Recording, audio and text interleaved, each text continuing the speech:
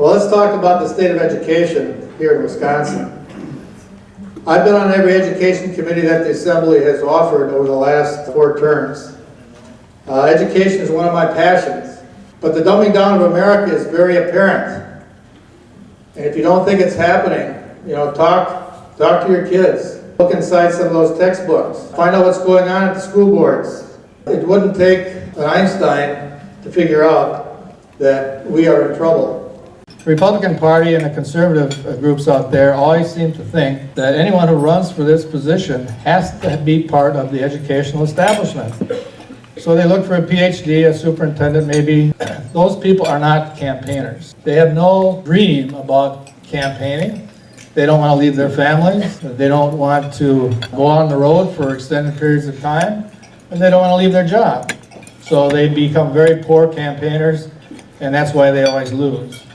Well, I don't fit that mold at all. I do have educational experience. I've been on every education committee that the Assembly has had over the last 8 years. And this is my 9th year serving in the Assembly, and I chair the Urban Education Committee. And one of the main things we'll be discussing is Common Core standards. I know some of you are very interested in that topic, but many of you probably don't have any idea of what it is and what it means. Well, what it means is another socialistic program that's been foisted upon us by our federal government, Department of Education. It actually has reach internationally. And when you consider that the United States is ranked 18th in the world by a recent UNICEF poll study, and how are we going to continue to be a major power economically, militarily, however you want to think about it, ranked 18th in the world in terms of our ability to educate our own kids. It's really a shame, and the current administration has not moved the needle once in trying to improve our educational system in the state of Wisconsin. Now, common sense conservative values is what's going to drive my program. We can take back what has already been initiated in terms of Common Core standards. We've already bitten the bullet as far as English and math is concerned, but we still have social studies and history to prevent from happening. Revisionist history is creeping into our textbooks. History right now, they're getting away from the Founding Fathers. They're teaching Union history. Yes. They're denigrating our forefathers. They're calling them criminals. And they're trying to revise history, and that's what they're teaching our kids. So our kids, come home from school and they look at George Washington and they see him as a criminal. How backward is that? Every legislative session, I get a little want list from WEAC, and you read down that list of legislative agenda items, and every one of them, without exception, has what can we do to increase teachers' salaries, teachers' benefits, improve teacher working conditions. You will never find one thing in there that says, how can we better educate our kids? I want to reconnect our business community with our schools. I want to allow people in industry to get teaching certificates so they can come into the classroom very easily. So students can actually see from people in industry, in businesses, what they do, how they do it, and make them a friend in the classroom, not an enemy. If they knew that their influence within the school system was going to allow those kids to graduate with their eyes wide open in terms of what opportunities are out there, they would be encouraged to offer scholarships. They'd be encouraged to come into the classroom, bring in their technical people, even their business and finance people, just to give a flavor for what really goes on in the real world. So we have to put these students on a more solid footing and include businesses in our classroom. So we don't need a DPI to dictate down to the local level. We don't need a Department of Education to dictate down to DPI either. And a lot of these feel-good programs are coming out of the Department of Education. And Tony Evers, the current DPI superintendent, welcomes them with open arms.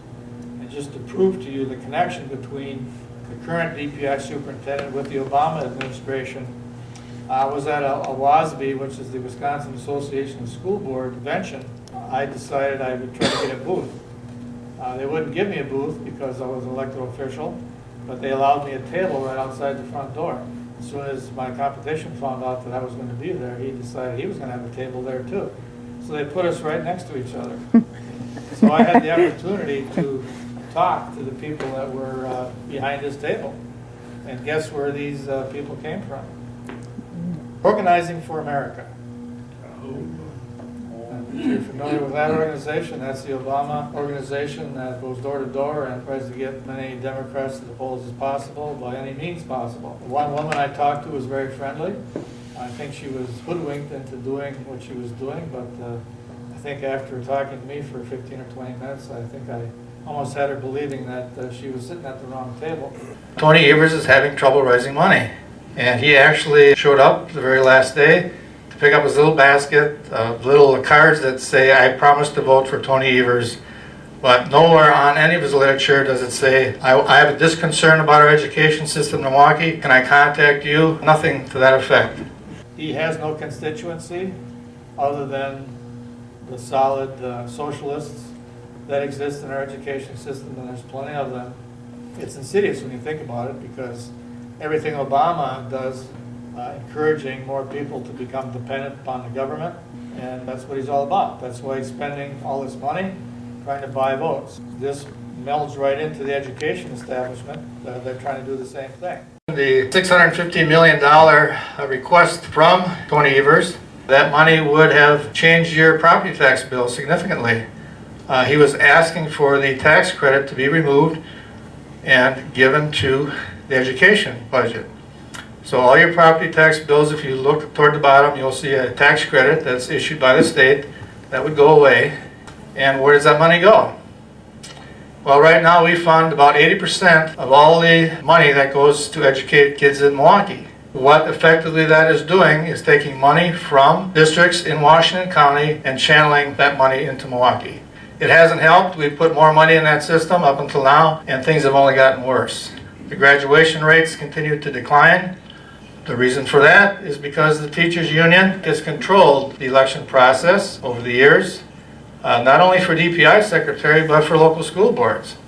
Well, that money has been curtailed significantly with Act 10. Not only that, but they wasted $4 million trying to unelect Scott Walker last year in the recall election. So that's $4 million they do not have to spend on local school board races and the DPI superintendent's race. Tony Evers is definitely ruled by the teachers union, by the educrats in the state of Wisconsin. That's his constituency. What I have benefit from is people like yourself.